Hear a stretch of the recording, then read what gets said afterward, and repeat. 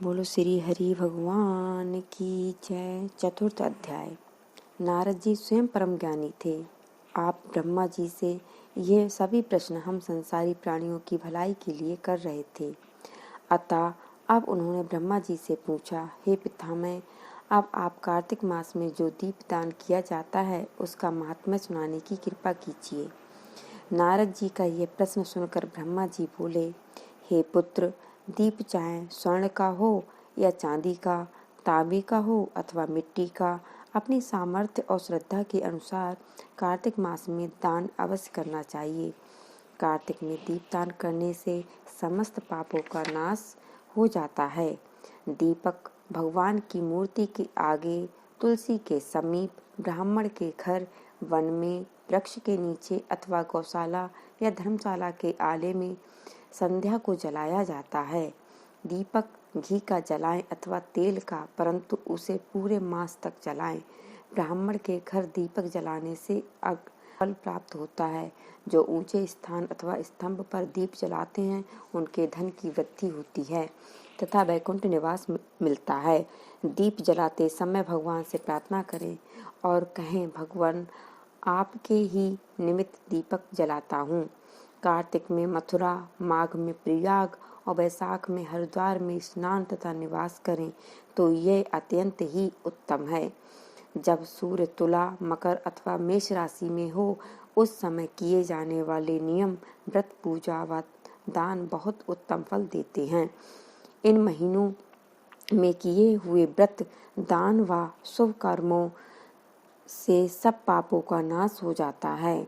जिस प्रकार भगवान भास्कर के उदय होने से अंधकार का नाश हो जाता है और वज्र से पर्वत का, गरुड़ के भय से सर्पों का, पवन से मेघ का, ध्यान से दुख का और सिंह के भय से मृगों का नाश हो जाता है, उसी प्रकार श्री मथुरा जी के दर्शन मात्र से ही सब पापों का खात्मा हो जाता है।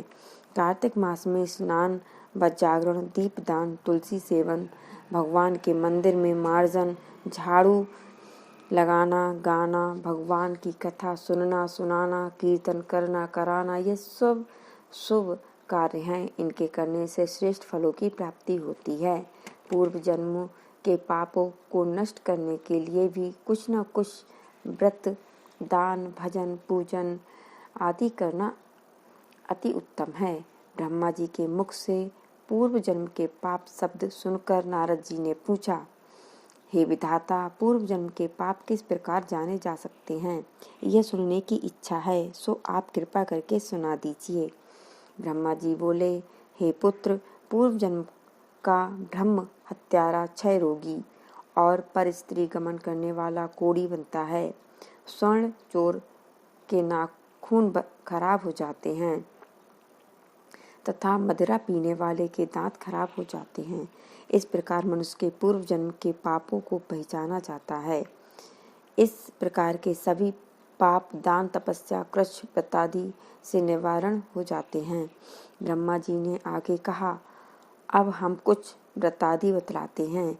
एक समय भोजन करने से तथा 3 दिन सायंकाल और 3 दिन प्रातःकाल भोजन करने से अति कृच्छ व्रत कहते हैं।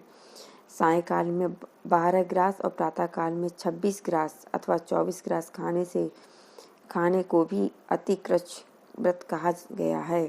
3 दिन खाए और फिर 3 दिन उपवास करे तो ये भी अति कृच्छ व्रत होता है। सायंकाल में 1 ग्रास और प्रातःकाल में 1 ग्रास, फिर 2 दिन बगैर मांगा हुआ तथा 2 दिन तक उपवास करे तो यह अति कृच्छ्रात्र व्रत कहलाता है। 21 दिन तक केवल दुग्ध पानी पीता रहे तो ये कृच्छ व्रत कहलाता है।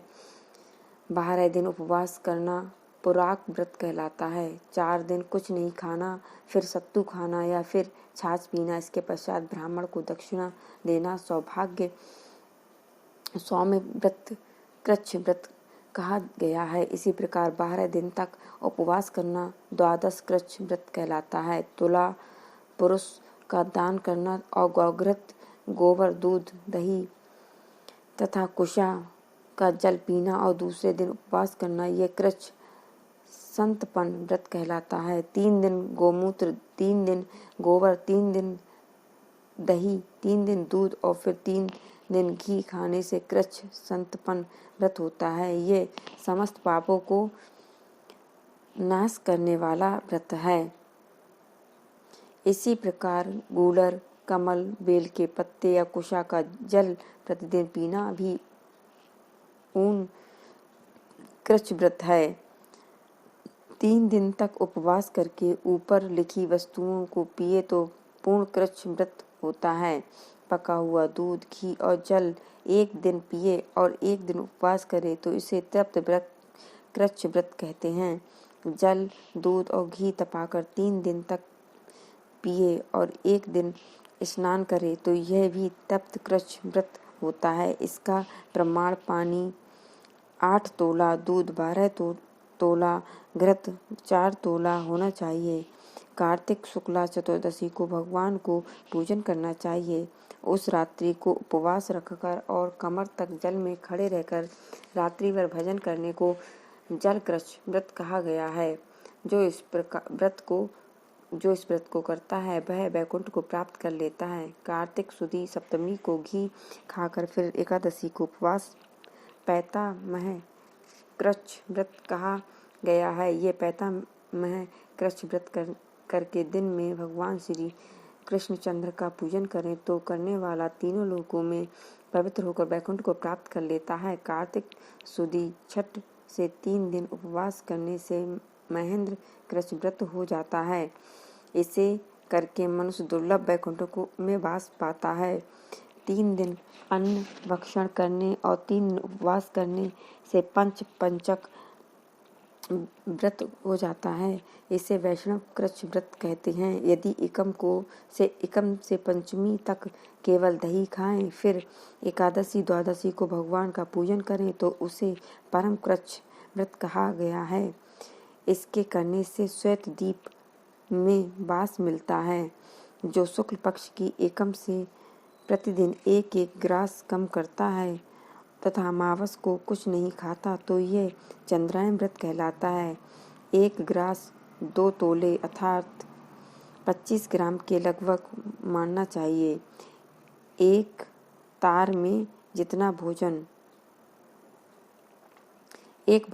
जितना भोजन आसानी से मुंह में आ जाए इतना ही ग्रास होना चाहिए। कृष्ण पक्ष के आदि में 14 को 5 ग्रास और फिर प्रतिदिन 1-1 ग्रास बढ़ाकर एक पक्ष में 240 ग्रास पूरे करने चाहिए।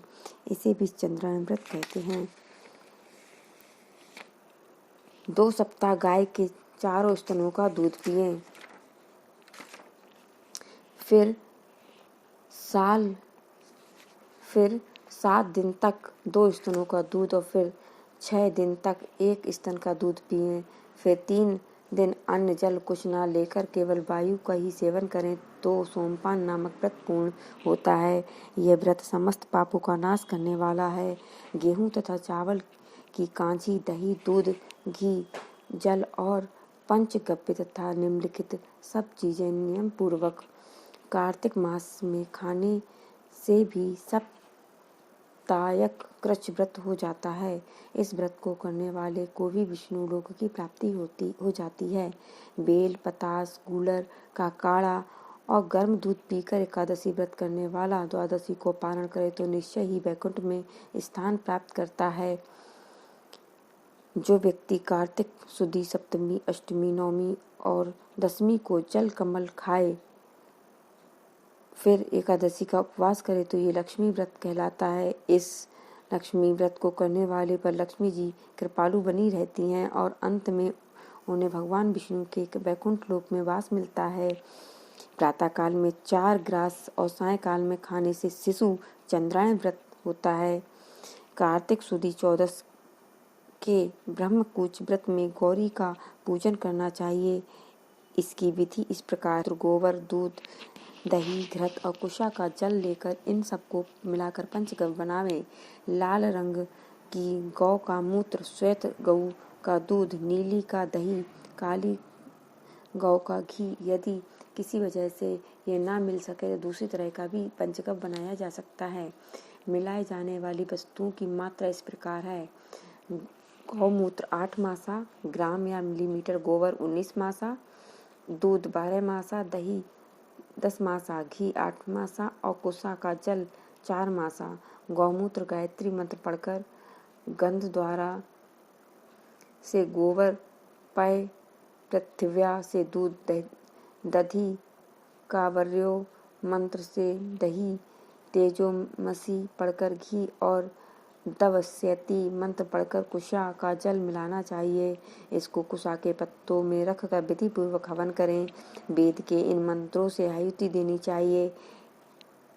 1 इरावती, 2 इदम विष्णु के, 3 सर्वती, 4 मन स्तोक, 5 शवती। इन मंत्रों से आहुति देकर बचा हुआ पंचगव्य पान करना चाहिए। यह पलाश के पात्र में या स्वर्ण अथवा चांदी के पात्र में पान करना चाहिए। एक दिन तथा रात्रि उपवास के साथ ही भगवान को स्मरण करें। यदि स्त्री व्रत करे तो अपने पति की दीर्घायु की कामना भी करे। आंवला या तुलसी का पूजन करना चाहिए। व्रत समाप्ति के निमित्त ब्राह्मण को गोदान करना चाहिए। इन व्रतों को करने से व्रत करने वाला भगवान का प्रिय पात्र तो बनता ही है, इस लोक में सभी सुख और ऐश्वर्य भोगकर अंत में मोक्ष को प्राप्त करता है। बोल श्री हरि भगवान की जय। 4th अध्याय समाप्त। नेक्स्ट अध्याय नेक्स्ट वीडियो में। तब तक के लिए जय श्री राम।